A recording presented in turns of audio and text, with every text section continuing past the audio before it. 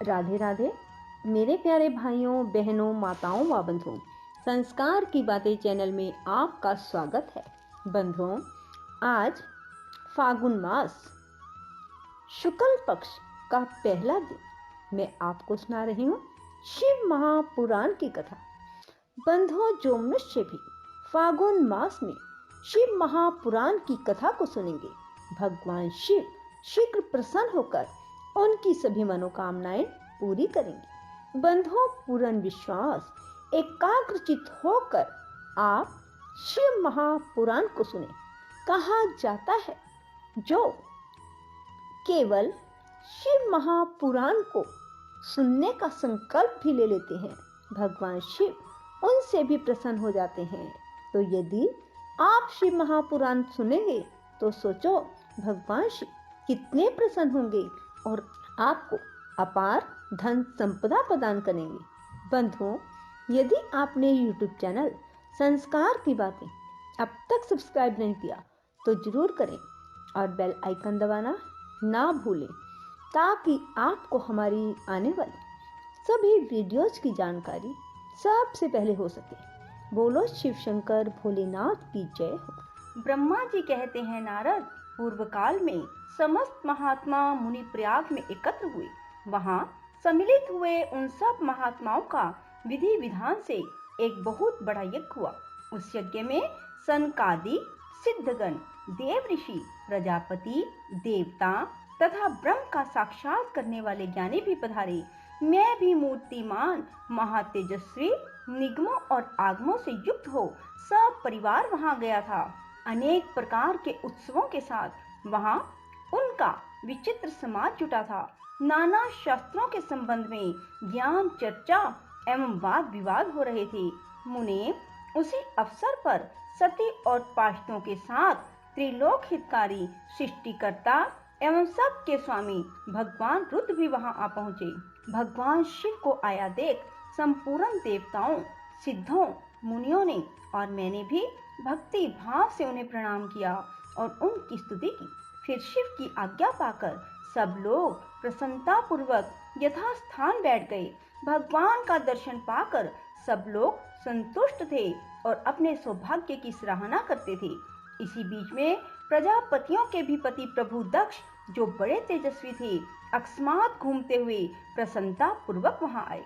वे मुझे प्रणाम करके मेरी आज्ञा ले वहां बैठे। दक्ष उन दिनों समस्त ब्रह्मांड के अधिपति बनाए गए थे, अतएव सबके द्वारा सम्माननीय थे। परंतु अपने इस गौरवपूर्ण पद को लेकर उनके मन में बड़ा अहंकार था, क्योंकि वे तत्व ज्ञान से शून्य थे।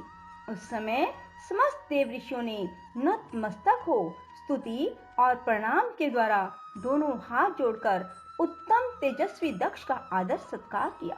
परंतु जो नाना प्रकार के लीला विहार करने वाले सबके स्वामी और उत्कृष्ट लीलाकारी स्वतंत्र परमेश्वर हैं, उन परमेश्वर ने उस समय दक्ष को मस्तक नहीं झुकाया।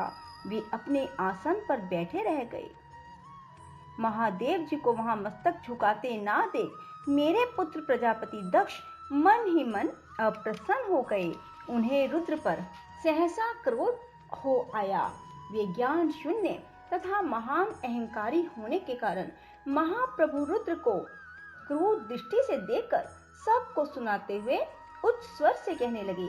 दक्ष ने कहा, ये सब देवता, असुर, श्रेष्ठ ब्राह्मण, ऋषि मुझे विशेष रूप से मस्तक झुकाते हैं, परंतु वह जो प्रेतों और पिशाचों से घिरा हुआ महामनस्वी बनकर बैठा है, वह दुष्ट मनुष्य के समान क्यों मुझे प्रणाम नहीं करता? शमशान में निवास करने वाला यह निर्लज्ज जो मुझे इस समय प्रणाम नहीं करता, उसका क्या कारण है? इसके वेदोक्त कर्म लुप्त हो गए हैं। यह भूतों और पिशाचों से सेवित हो मतवाला बना फिरता है और शास्त्रीय विधि की अवहेलना करके नीति मार्ग को सदा कलंकित किया करता है। इसके साथ रहने वाले या इसका अनुसरण करने वाले लोग पाखंडी, दुष्ट, पापाचारी और ब्राह्मण को देखकर उदंडता पूर्वक उसकी निंदा करने वाले होते हैं। यह स्वयं ही स्त्री में आसक्त रहने वाला रति कर्म में ही दक्ष है, अतः मैं इसे शाप देने को उद्यत हूँ। यह रुद्र चारों वर्णों से पृथक और कुरूप है। इसे यज्ञ से बहिष्कृत कर दिया जाए। यह शमशान में निवास करने वाला उत्तम कुल और जन्म से हीन है, इसलिए देवताओं के साथ यह यज्ञ में भाग ना पाए। ब्रह्मा जी कहते हैं, नारद, दक्ष की कही हुई यह बात सुनकर भृगु आदि बहुत से महर्षि रुद्रदेव को दुष्ट मानकर देवताओं के साथ उनकी निंदा करने लगे। दक्ष की बात सुनकर नंदी को बड़ा रोष हुआ। उनके नेत्र चंचल हो उठे और वे दक्ष को शाप देने के विचार से तुरंत इस प्रकार बोले। नंदीश्वर ने कहा, अरे रे महामूढ़, दुष्ट बुद्धि शठ दक्ष, तूने मेरे स्वामी महेश्वर को यज्ञ से बहिष्कृत क्यों कर दिया? जिनके स्मरण मात्र से यज्ञ सफल और तीर्थ पवित्र हो जाते हैं, उन्हीं महादेव जी को तूने शाप कैसे दे दिया? दुर्बुद्धि दक्ष, तूने ब्राह्मण जाति की चपलता से प्रेरित हो इन रुद्रदेव को व्यर्थ ही शाप दे डाला है। महाप्रभु रुद्र सर्वथा निर्दोष हैं, तथापि तूने व्यर्थ ही उनका उपहास किया है। ब्राह्मण अधम, जिन्होंने इस जगत की सृष्टि की, जो इसका पालन करते हैं और अंत में जिनके द्वारा इसका संहार होगा, उन्हीं इन महेश्वर रूप को तूने शाप कैसे दे दिया? नंदी के इस प्रकार फटकारने पर प्रजापति दक्ष रोष से आग बबूला हो गई और उन्हें श्राप देते हुए बोले, अरे रुद्रगणों, तुम सब लोग वेद से बहिष्कृत हो जाओ, वैदिक मार्ग से भ्रष्ट और महर्षियों द्वारा परित्यक्त हो पांडववाद में लग जाओ और शिष्टाचार से दूर रहो। सिर पर जटा और शरीर में भस्म एवं हड्डियों के आभूषण धारण करके मद्यपान में आसक्त रहो। जब दक्ष ने शिव के पार्षदों को इस प्रकार शाप दे दिया, तब उस शाप को सुनकर शिव के प्रिय भक्त नंदी अत्यंत रोष के वशीभूत हो गए।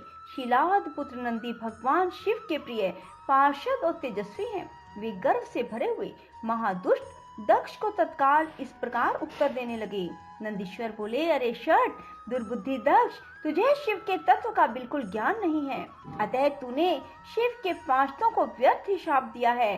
अहंकारी दक्ष, जिनके चित्त में दुष्टता भरी है, उन भृगु आदि ने भी ब्राह्मणत्व के अभिमान में आकर महाप्रभु महेश्वर का उपहास किया है।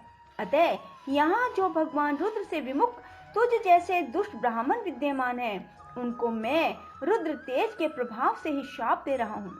तुझ जैसे ब्राह्मण कर्म फल के प्रशंसक वेदवाद में फंसकर वेद के तत्व ज्ञान से शून्य हो जाए। ये ब्राह्मण सदा भोगों में तन्मय रहकर स्वर्ग को ही सबसे बड़ा पुरुषार्थ मानते हुए स्वर्ग से बढ़कर दूसरी कोई वस्तु नहीं है, ऐसा कहते रहें और काम तथा क्रोध, लोभ और मद से युक्त हो निर्लज्ज भिक्षुक बने रहे। कितने ही ब्राह्मण वेद मार्ग को सामने रखकर शूद्रों का यज्ञ कराने वाले और दरिद्र होंगे, सदा दान लेने में ही लगे रहेंगे। दूषित दान ग्रहण करने के कारण वे सब के सब नरकगामी होंगे। दक्ष, उनमें से कुछ ब्राह्मण तो ब्रह्म राक्षस भी होंगे, जो परमेश्वर शिव को सामान्य देवता समझकर उनसे द्रोह करता है। वह दुष्ट बुद्धि वाला प्रजापति दक्ष तत्व ज्ञान से विमुख हो जाए। यह विश्व सुख की इच्छा से कामना रूपी कपट से युक्त धर्म वाले गृहस्थ आश्रम में आसक्त रहकर कर्म कांड का तथा कर्म फल की प्रशंसा करने वाले सनातन वेदवाद का ही विस्तार करता रहे। इसका आनंददायी मुख नष्ट हो जाए। यह आत्म ज्ञान को भूलकर पशु के समान हो जाए। यह दक्ष कर्म भ्रष्ट हो शीघ्र ही बकरे के मुख से युक्त हो जाए। इस प्रकार कुपित हुए नंदी ने जब ब्राह्मणों को और दक्ष ने महादेव जी को शाप दिया, तब वहां महान हाहाकार मच गया। नारद, मैं वेदों का प्रतिपादक होने के कारण शिव तत्व को जानता हूँ, इसलिए दक्ष का वह शाप सुनकर मैंने बारंबार उसकी तथा भृगु आदि ब्राह्मणों की भी निंदा की। सदाशिव महादेव जी भी नंदी की यह बात सुनकर हंसते हुए से मधुर वाणी में बोले। वे नंदी को समझाने लगे। सदाशिव ने कहा, नंदेन, मेरी बात सुनो, तुम तो परम ज्ञानी हो, तुम्हें क्रोध नहीं करना चाहिए। तुमने भ्रम से यह समझकर कि मुझे शाप दिया गया, व्यर्थ ही ब्राह्मण कुल को शाप दे डाला। वास्तव में मुझे किसी का शाप छू भी नहीं सकता, अतः तुम्हें उत्तेजित नहीं होना चाहिए। वेद मंत्र अक्षर में और सूक्त में है, उसके प्रत्येक सूक्त में समस्त देहधारियों की आत्मा प्रतिष्ठित है। अतः उन मंत्रों की ज्ञाता नित्य आत्मवेता है, इसलिए तुम रोषवश उन्हें शाप ना दो। किसी की बुद्धि कितनी ही दूषित क्यों ना हो, वह कभी वेदों को शाप नहीं दे सकता। इस समय मुझे शाप नहीं मिला है, इस बात को तुम्हें ठीक ठीक समझना चाहिए। महामते, तुम सनकादिक सिद्धों को भी तत्व ज्ञान का उपदेश देने वाले हो, अतः शांत हो जाओ। मैं ही यज्ञ हूँ, मैं ही यज्ञ कर्म हूँ, यज्ञों के अंगभूत समस्त उपकरण भी मैं ही हूँ, यज्ञ की आत्मा मैं हूँ, यज्ञ प्राय यजमान भी मैं हूँ और यज्ञ से बहिष्कृत भी मैं ही हूँ। यह कौन, तुम कौन और ये कौन, वास्तव में सब मैं ही हूँ। तुम अपनी बुद्धि से इस बात का विचार करो। तुमने ब्राह्मणों को व्यर्थ ही शाप दिया है। महामते नंदेन, तुम तत्व ज्ञान के द्वारा प्रपंच रचना का बाध करके आत्मनिष्ठ ज्ञानी और क्रोध आदि से शून्य हो जाओ। ब्रह्मा जी कहते हैं, नारद, भगवान शंभु के इस प्रकार समझाने पर नंदिकेश्वर विवेक परायण हो क्रोध रहित एवं शांत हो गए। भगवान शिव भी अपने प्राण प्रिय पार्षद नंदी को शीघ्र ही तत्व का बोध कराकर प्रमथ गणों के साथ वहां से प्रसन्नता पूर्वक अपने स्थान को चल दिए। इधर रोषावेश से युक्त दक्ष भी ब्राह्मणों से घिरे हुए अपने स्थान को लौट गए, परंतु उनका चित्त शिव द्रोहों में ही तत्पर था। उस समय रुद्र को शाप दिए जाने की घटना का स्मरण करके दक्ष सदा महान रोष से भरे रहते थे। उनकी बुद्धि पर मूर्छा छा गई थी। वे शिव के प्रति श्रद्धा को त्याग कर शिव पूजकों की निंदा करने लगे। तात नारद, इस प्रकार परमात्मा शंभु के साथ दुर्व्यवहार करके दक्ष ने अपनी जिस दुष्ट बुद्धि का परिचय दिया था, वह मैंने तुम्हें सुना दिया। अब तुम उनकी पराकाष्ठा को पहुंची हुई दुर्बुद्धि का वृत्तांत सुनो। मैं तुम्हें सुना रहा हूँ। राधे राधे, जय श्री कृष्णा। बंधुओं, यदि आपको हमारी वीडियो पसंद आए तो इसे लाइक करें और शेयर भी जरूर करें। धन्यवाद। बंधुओं, आप इस वीडियो को जितनी अधिक से अधिक शेयर करेंगे, उसमें आपको भी पुण्य की प्राप्ति होगी।